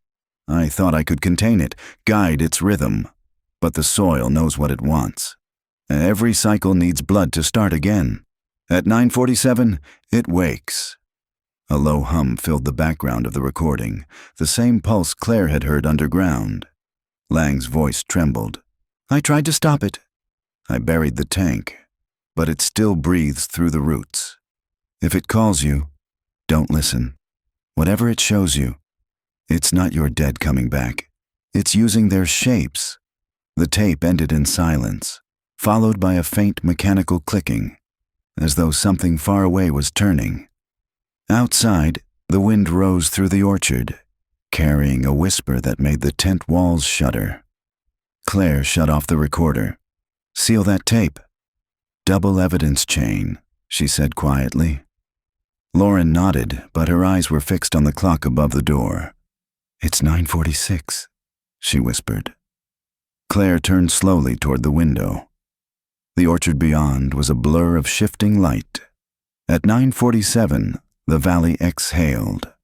Every tree shivered at once, and somewhere beneath the ground, the tank began to hum again, steady, patient, alive.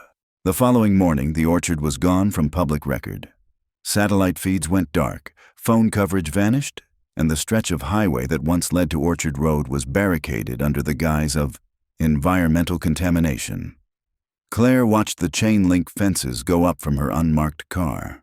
Military vehicles rolled in, green Humvees with blank insignia, men in gray hazard suits carrying containment crates. The orchard looked deceptively calm behind them, mist curling around the trees like breath. Lauren sat beside her, scrolling through an encrypted briefing she'd received overnight. "They're calling it Operation Verdant. Officially, it's a hazardous waste incident.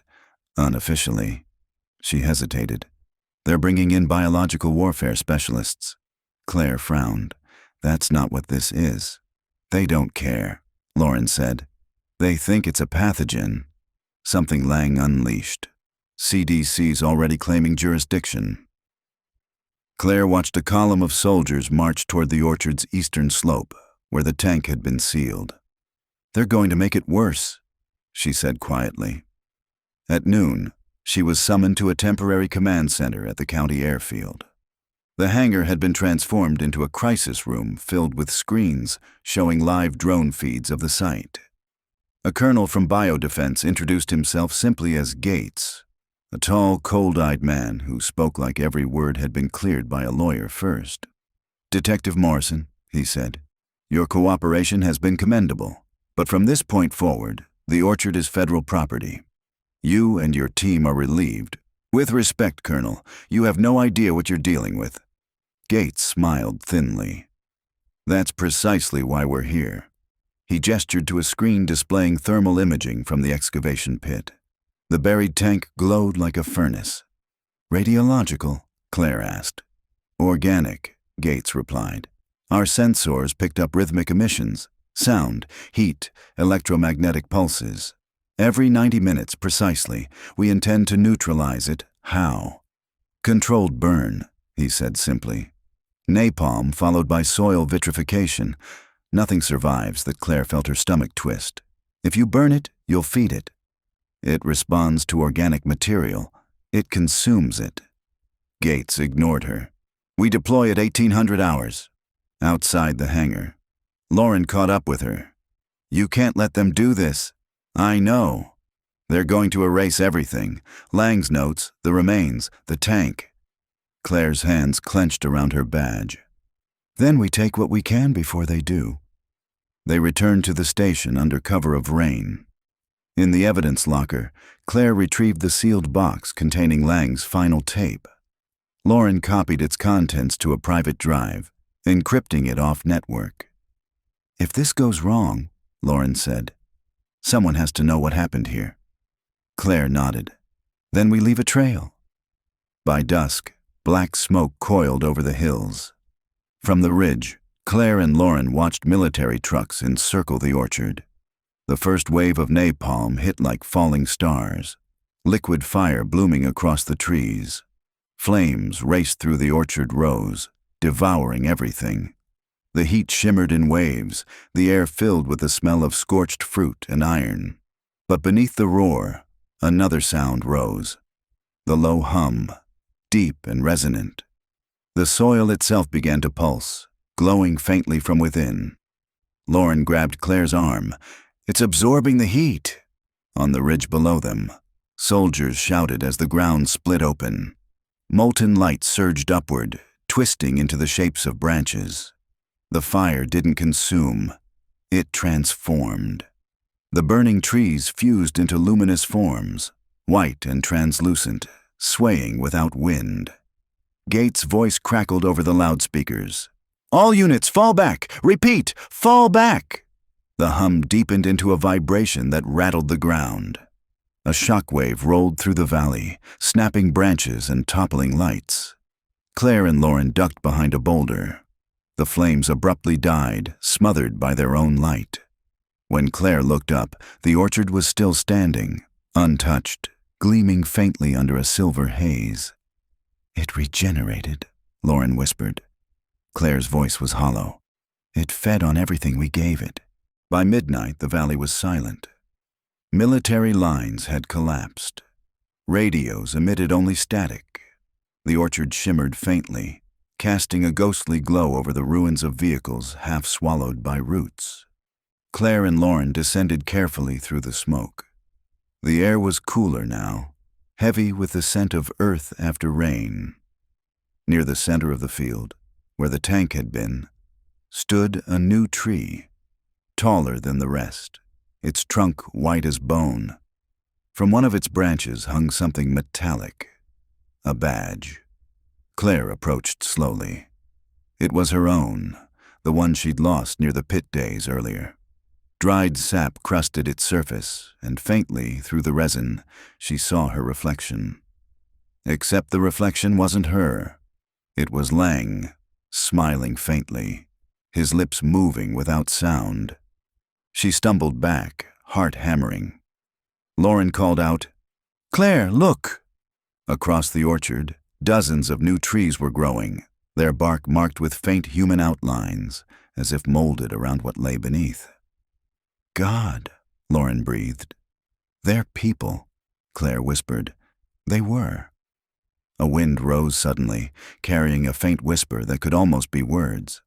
Both women froze, listening. It was a child's voice. "Mom!" Claire's pulse stopped. She turned toward the sound, but only the pale branches moved, creaking gently like voices caught in wood. They left the valley before dawn, driving in silence. Behind them, military fires burned in containment pits, futile against the endless orchard glow. At the first rise of daylight, Claire pulled over. The sun broke through the fog, and for a heartbeat she imagined the orchards across the horizon swaying in unison, miles beyond what the eye could see. Lauren stared, whispering, "It's spreading." Claire put the car in gear.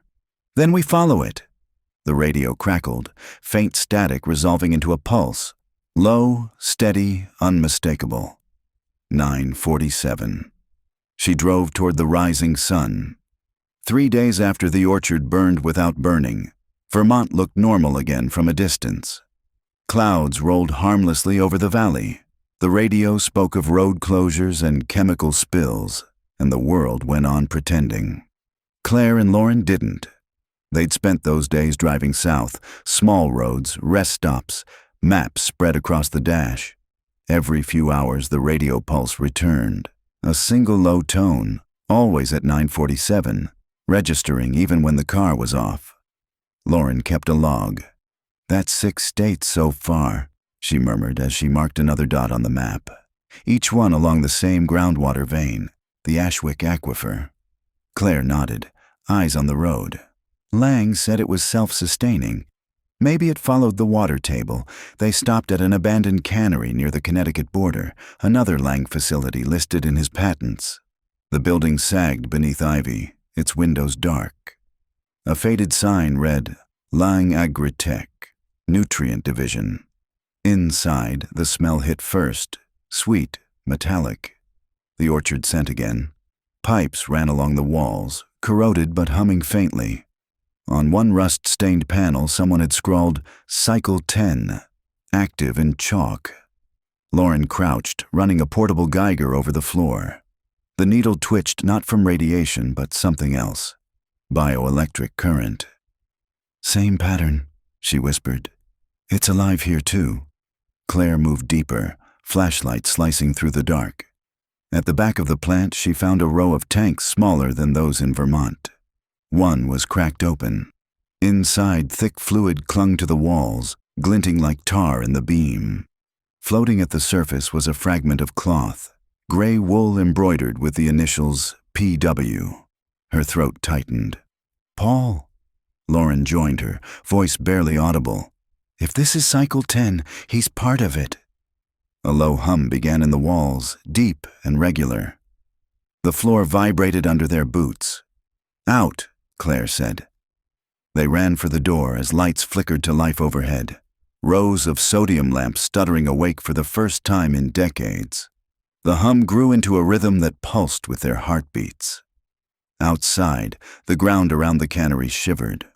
Through the rear windows, they saw it. Saplings pushing through cracks in the pavement, thin white shoots reaching for the sky. The saplings grew with unnatural speed. Their pale bark shone like bone in the weak sunlight, roots splitting the asphalt as if the earth itself was exhaling. The air vibrated with that same low hum. Claire pulled Lauren toward the car. "Move!" They threw themselves inside just as the first tree shuddered, shedding a mist that glowed faintly before dissipating. The sound that followed wasn't wind. It was breathing. Claire slammed the accelerator, tires screeching. The old highway curved along the river, and for miles the trees followed the water's path, white trunks reflected in the dark current. Lauren's fingers gripped the door handle. It's not just the orchard. It's the water table. The whole aquifer's infected. Claire didn't answer. She already knew. The radio hissed again, the pulse rising beneath the static. 9:47 wasn't a time anymore. It was a signal. They reached a motel outside Hartford by nightfall. The neon sign buzzed, casting the parking lot in flickering red. Inside their room, The air smelled of mildew and exhaustion. Lauren collapsed on the bed, laptop open, maps scattered around her. Every site Lang purchased between 1987 and 1998 sits along the same subterranean river, she said. I cross-checked missing person reports. There are clusters, farmers, technicians, survey crews. Always within a few miles of water access, Claire studied the map. The pattern arced down the coast like veins under skin, ending near the Atlantic. Where does the aquifer empty? Lauren zoomed in. Cape Anderton, old industrial port. Lang filed permits for a processing plant there, but it was never built, or it was, and they buried it. A gust rattled the window. The room lights flickered, dimmed, and steadied again. Claire glanced at the clock, 9:47. Outside, a dog barked once, then fell silent. Lauren swallowed. We go tomorrow? We go tonight, Claire said. Hours later, they reached the coast. The moon hung low, painting the sea in gray. Cape Anderton was deserted. Rows of warehouses crouched along the waterline, their roofs caved, their windows black. The smell of salt mixed with the faint sweetness they both knew too well. They parked near a collapsed pier. The tide hissed against the rocks, and under it, faint but steady, came that pulsing hum. Lauren whispered, "It's under us." Claire nodded. Cycle 11. They descended the breakwater toward a half-submerged tunnel entrance marked Lang Nutrient Systems. The door hung open, rusted hinges whining with the tide. The tunnel sloped downward, slick with algae and seawater. Claire led the way, flashlight beam trembling across concrete walls, streaked with rust. Every few yards, faded hazard signs appeared. Biological material. Keep sealed. Their warnings long drowned by time. The hum grew louder the deeper they went. It wasn't mechanical anymore. It was organic, layered, like breathing folded inside itself. Lauren's voice was a whisper behind her. It's alive down here. You feel it? Claire nodded. Keep your respirator on. The tunnel opened into a cavern that shouldn't have existed. An underground chamber half flooded by the tide. At its center rose a structure that glimmered wetly under their lights. It was a tree, but not like any above ground. Its trunk metallic, its branches cables, its roots disappearing into the black water. Fluid pulsed through transparent conduits embedded in its bark, red gold like blood catching the light. Lauren stopped short. Lang didn't build this. Claire moved closer, boots sinking into silt. No, he found it. She swept the light along the chamber walls.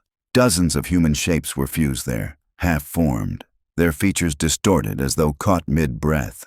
Some looked decades old, others fresh. Their chests rose faintly with each pulse of the hum. Lauren covered her mouth. It's using them. The whole system. It's recycling life itself.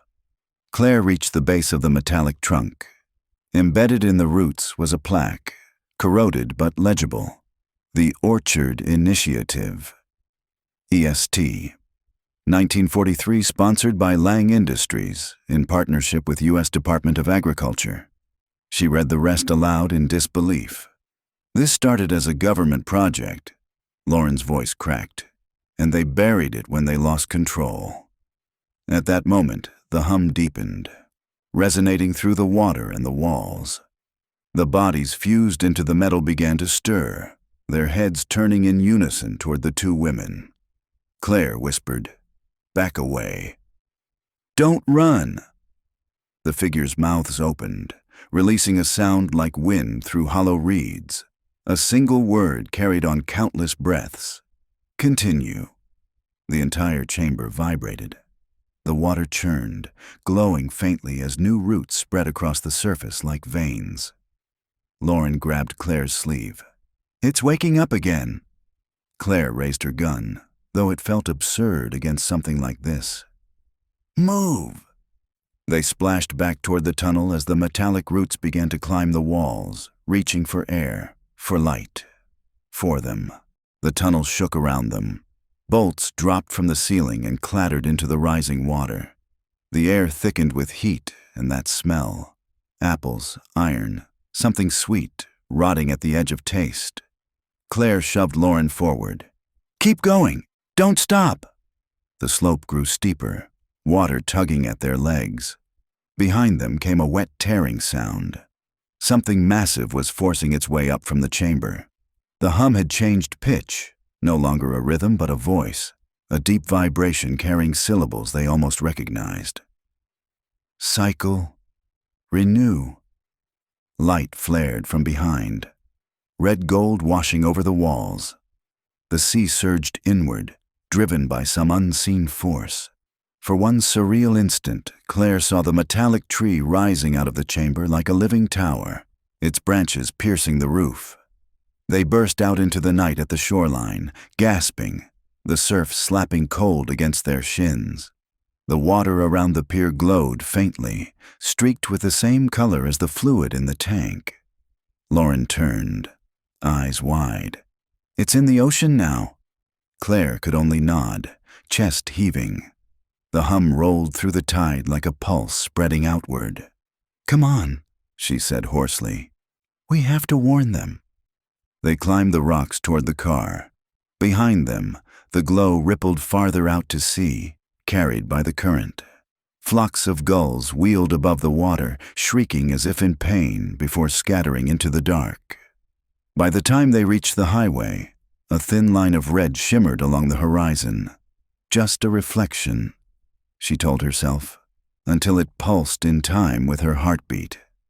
Back at the motel, they spread out soaked papers and maps across the table.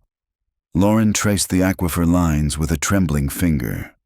"It empties into the Atlantic along every coastal inlet from here to Maine," she said. "If it's in the tide, there's no containing it."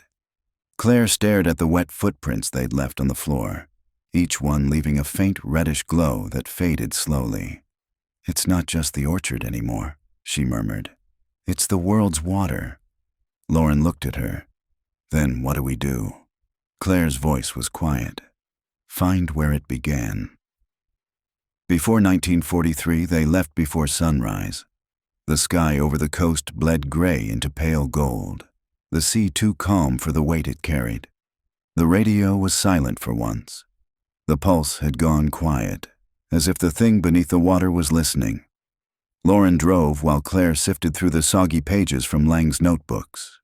One entry near the back stopped her. It was written in a cramped, older hand. Lang quoting someone else. "The soil on Orchard Hill was not ours first. It was bought from a company called Vitreous Labs, 1918. Below it, an address. Ashwick River Basin Facility, No. 1. Claire tapped the page. "This predates the Whitcombs, predates the war. If there's a beginning, that's it." Lauren nodded, eyes fixed on the road. "And if it's older than Lang, maybe it never began. Maybe it's always been feeding the highway unwound through low farmland. Every ditch shimmered faintly with water, every puddle breathing with invisible ripples." They passed a herd of cattle standing motionless at a fence line, eyes reflecting a dull red, even in daylight. The coordinates led them inland to a valley swallowed by forest. A rusted sign hung from a gate. Vitreous Laboratories. Property of the United States. Half the letters had fallen away. They forced the gate and followed an overgrown road until the trees opened onto a cluster of concrete bunkers, their walls caved in and vines spilling from every crack. The air smelled faintly of apples. Inside the main bunker, water dripped steadily from the ceiling into a long, empty pool. Mural fragments clung to the walls. Scientists shaking hands. A banner that once read, "The Future of Growth." At the far end of the pool, a figure knelt in the shadows. Claire froze.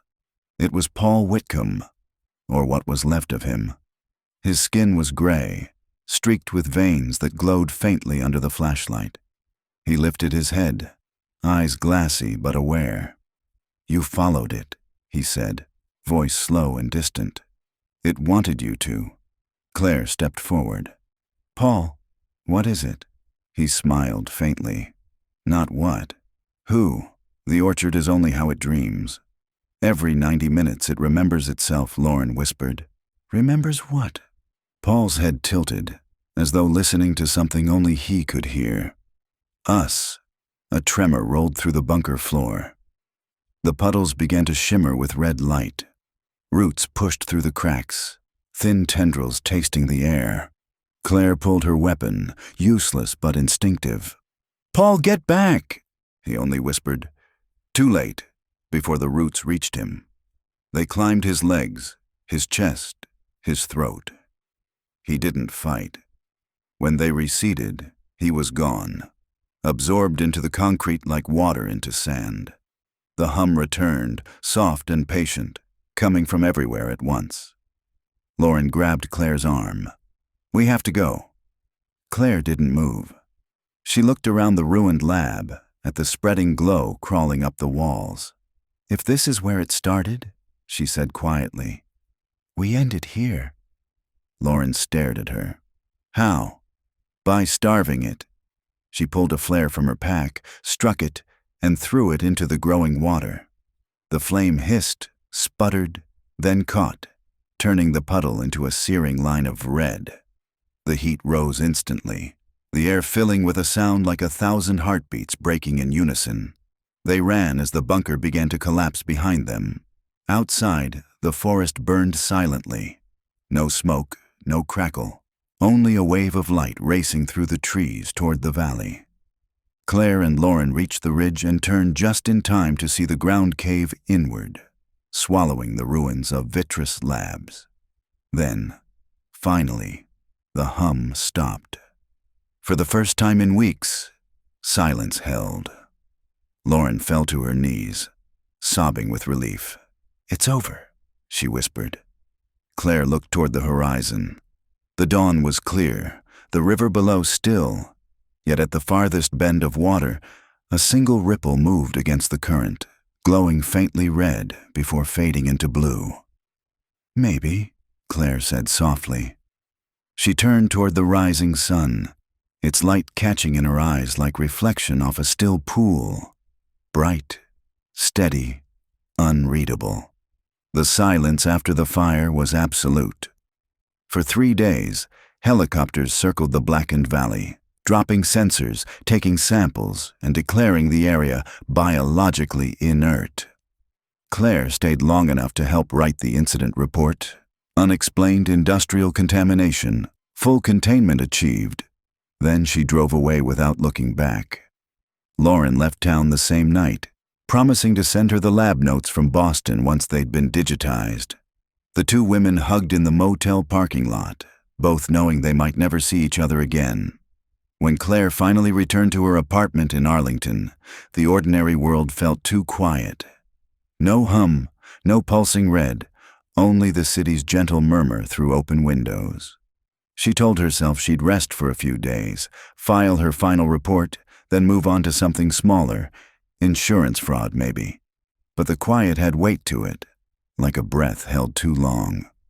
At night, she dreamed of water moving under the floorboards. A week passed before the first letter arrived. No return address, only her name printed neatly across the envelope. Inside was a single photograph, grainy, taken at night. A stretch of beach, and in the foam at the edge of the tide, faint streaks of light winding through the sand. On the back, someone had written in pencil, "It follows the current." Claire stared at it for a long time, her pulse matching an invisible rhythm. She tried calling Lauren. The number rang twice, then disconnected. She tried again and heard the faintest sound on the line, wet static, like bubbles underwater. Then silence. That night, she poured herself whiskey and reread every note she and Lauren had collected. Most had been archived by federal agents, but she'd kept copies of Lang's early experiments, his fascination with root networks and neurological resonance. A line she'd underlined weeks ago now struck her differently. Consciousness requires medium. Medium requires growth. She turned the phrase over in her mind, tasting the implication. The orchard wasn't merely growing in soil or in the sea. It was seeking new mediums, human ones. By the second week, Claire began feeling a faint vibration behind her ribs. It wasn't pain, just a soft pulse that came and went, steady as a tide. She chalked it up to anxiety, exhaustion. Yet sometimes, when she stood near a sink or looked down at the water in a glass, it shimmered faintly red under the light. She stopped drinking tap water after that, bottled only. Even so, the pulse didn't fade. A memo from the agency arrived. Her leave had been extended indefinitely. Exposure to environmental trauma was the official reason. They recommended therapy. She scheduled a session, but when the psychologist asked her to describe what she'd seen, Claire found she couldn't form the words. When she left the office, rain had begun to fall, soft, steady, warm. The puddles on the sidewalk glowed under the streetlights just for a moment, before dimming. She looked up and felt the drops on her face. They smelled faintly, sweetly, of apples. 3 months later, reports began surfacing along the eastern seaboard. Fishermen spoke of strange metallic kelp washing up in nets, veins of glowing sap beneath its skin. A cargo ship radioed the Coast Guard after its crew reported a heartbeat in the hull. The Coast Guard dismissed it as mechanical interference. Lauren's name appeared in one of the briefings, missing since mid-June. Her apartment had been found empty, her phone submerged in a glass of water on the kitchen counter. Claire read the report twice, her stomach hollowing.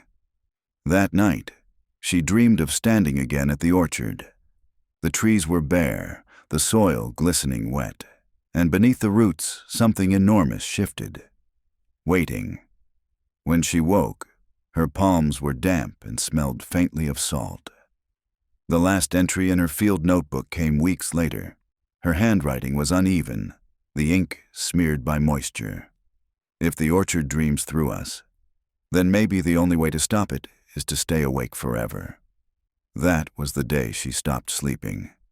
Neighbors said she'd been quiet, polite, always watering her balcony plants at odd hours.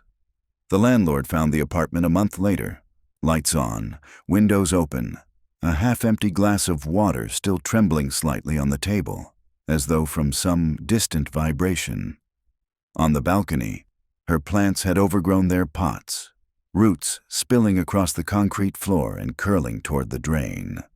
There was no sign of Claire, only a faint scent of apples in the summer air. It was almost autumn again when the story resurfaced. The file arrived on the desk of journalist Elias Monroe, buried in a packet of archival requests. He'd been researching unsolved disappearances for a feature series, those strange cases that never quite resolved, where the facts frayed into something more mythic. The Orchard Road disappearance. He remembered the headline from years earlier. Federal agents contain contamination site in rural Maine. No photos, no follow-up. Only a single quote from a local farmer who claimed the air had smelled of fermented fruit and rust for days. Elias spread the yellowing pages across his desk. The case was dense, police transcripts, redacted memos, the brief and tragic biography of a missing agent named Claire Whitmore. There were even grainy photos of an orchard long since cleared, and a burned valley the government had fenced off and labeled non-viable soil zone. He flipped through the pages until one image caught his eye. A satellite photo of the coastline months after the containment. In the surf, faint and almost organic, was a branching pattern of light, curling like veins. The metadata date was 2 weeks after the operation had supposedly ended. Elias was not a believer in the paranormal, but he was a believer in patterns. And something in this file whispered of continuity. He started tracing names. Lauren Graham, missing, presumed dead. Paul Whitcomb, deceased, remains never recovered. Dr. Lang, body found near Portland Harbor, cause of death undetermined. And Claire, officially lost in the field. The deeper he dug, the stranger it became. Records from the Vitreous laboratories, The company dissolved in 1919, showed property transfers to subsidiaries that never filed taxes, some still listed as active in Delaware. One memo bore the same insignia he'd seen stamped on soil samples from Orchard Hill, a stylized apple split down the middle, roots coiling around the seed. When Elias visited the National Archives to view the physical files, a clerk told him they'd been checked out. 2 weeks ago, she said, by someone from Environmental Containment. The name on the ledger was C. Whitmore. He froze. The agent who'd vanished 5 years earlier. By late evening, rain was falling steadily outside his apartment. The smell coming through the window was faintly sweet. He closed the latch and stared down at his notes. If Claire was alive, why retrieve the records now? Unless she'd never left. He went back to the satellite image, zooming in until the pixels blurred. The branching pattern in the surf extended farther than he'd noticed before, like something creeping along the continental shelf. When he adjusted the contrast, he saw small nodes of light stretching toward the coastlines of multiple states. He sat back, chilled. The file had been mislabeled, not contained, but ongoing. A week later, Elias drove to Maine. Orchard Road had been renamed County Route 7, its original entrance chained off, though the old mile marker still stood, half buried in weeds. The air was damp and rich with the scent of apples, even though the nearest farm was miles away. He parked at the edge of the old Whitcomb property. The house was gone. Only a foundation left, cracked and filled with rainwater. The trees had grown back in tight, unnatural rows, their bark pale and slick. Beneath their roots, the soil glistened faintly red. Elias crouched, snapping photos. His phone camera struggled to focus. The image kept blurring as if the ground itself moved. He touched the soil. Warm. The warmth pulsed once, in time with his heartbeat. A whisper rose in the branches, soft, rhythmic, almost human. He thought he heard a woman's voice calling from somewhere deeper in the orchard. "Claire," he whispered before he could stop himself. The whisper stopped. A moment later, something brushed past his ankle. He looked down and saw a root, pale and thin as a thread, retreating into the earth. He backed toward the car, breathing hard. The orchard seemed to thrum now, like 1,000 low heartbeats beneath the ground. The clouds broke above him, and rain began to fall again. The drops shimmered red where they struck the soil. He climbed into the car, hands shaking, and started the engine. The radio came alive with static, then a woman's voice, soft, calm, unmistakable. "Elias, leave now." It was Claire's voice. He stared at the speaker, the sound cutting in and out like a weak signal underwater. "It's awake again. Tell them, stay away from the coast." The transmission dissolved into a long hum, the same rhythm that had filled the original recordings from the site. His phone buzzed in the console. A new photo message, unknown number. It was a live feed of the shoreline, water foaming red, the tide breathing in and out like a lung. Elias dropped the phone and drove. He didn't stop until the signal vanished completely. 2 days later, the story he wrote never ran. The editor called him in, eyes unreadable, and handed the file back. "They said this one's off limits." National security. That night, Elias filed a single line in his personal notes. Some stories stay buried because they're still growing. He stared out his window toward the dark sea. Somewhere beyond the surf, a dull crimson glow pulsed once, like the orchard remembering. Then it was gone. 32 years later, the orchard is gone again. Satellite maps show nothing but open marshland where the Whitcomb property once stood. Flat, green, uneventful. Tourists drive through on the way to the new coastal preserve without knowing that the soil beneath their tires was once quarantined by the federal government. Children skip stones across the shallow creeks that wind through the valley. The stones sink faster than they should. No one remembers the fire. No one remembers Claire Whitmore or the files stamped vitreous or the woman who vanished between two frames of surveillance footage at a motel. The orchard has become a name without context, an empty placeholder in a bureaucratic record. But if you stand there at dusk, when the tide is high and the wind dies, you can hear something breathing under the reeds. An old man walks there most evenings, his dog padding ahead on the narrow trail. His name is Elias Monroe, though few know him now. His eyes are pale, cataracted, but he still sees shapes in the water, thin silver filaments curling just beneath the surface. Sometimes, when the sunset bleeds red over the horizon, he hears a hum drift in from the sea. Not loud, just enough to steady his heartbeat to its rhythm. He tells himself it's only the wind in the grass. The sound always stops when he looks directly at it, the way a dream slips away when you wake. He keeps a single photograph in his coat pocket, the last image he ever printed for publication. The coastline seen from above, currents glowing faintly like capillaries spreading through a living body. No one else could see the pattern when he first showed it, but he swears it's brighter now, the lines thicker each year. Sometimes he talks to her, not out loud, but quietly in his mind, as he walks the edge of the marsh. He imagines Claire still somewhere beneath the soil or beneath the sea, listening. "I tried," he says. "I told them what I could." The wind answers with a slow rustle. It almost sounds like her voice, or maybe like the orchard itself, remembering him the way it remembers all who touched its roots. At the far end of the marsh, the water pools into a long, shallow basin. The surface is glass smooth, except for the faintest ripples. He kneels and touches it. Warm. The warmth pulses once, then fades. He smiles a little. "Still here," he whispers. "I knew you would be." The dog barks softly, uneasy, tugging at the leash. The last light fades from the sky, leaving only the reflection of the stars.